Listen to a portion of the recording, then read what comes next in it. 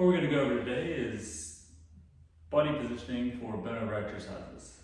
So what I see happen a lot of times is the back rounds, we're not sticking the tailbone out, we're not keeping the hip neutral, the spine doesn't stay neutral, so our lower back's going to take a lot of the load, our weight's too far into the toes, so we're just all off. So what we want to do is we want to work on that.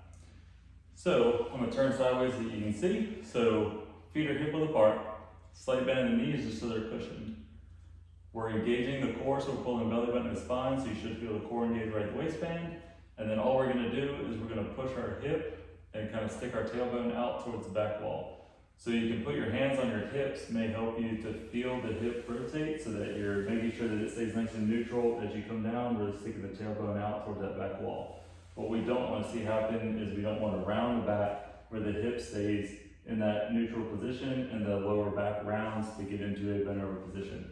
So we're making sure that hands on the hips and the hips move as we hinge forward from the waist. So the spine stays nice and neutral, core stays locked in, the hamstring and glutes are engaged at the bottom position. The chin also stays neutral, so we're not lifting the head up, and we're also not tucking the chin down. So we keep that nice neutral position, which will help the spine stay neutral. So core is locked in, hamstring and glutes are locked in. So again, from that top position, core locks in, push the tailbone back towards the back wall to get that hinge position. And then from here, we could do a bent over row using dumbbells or a barbell. We could do reverse flies. We could go into a deadlift position. So we're pushing the tailbone out, pushing the hips back, and then coming up. You should feel the weight transfer back to your heels as you come down into that bent over position, loading the hamstring and glutes, and then keeping the core nice and locked in so everything stays nice and neutral.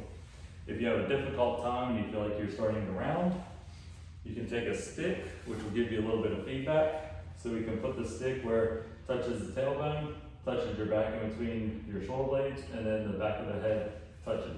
You'll hold the stick right in that neutral arch in your spine so the core is locked in. You should have a little bit of space here so we're not overextending and we're also not trying to flatten back into the stick. So you're standing with that nice neutral position. Other hand will go to the base of the neck, one at the base of the back, one at the base of the neck.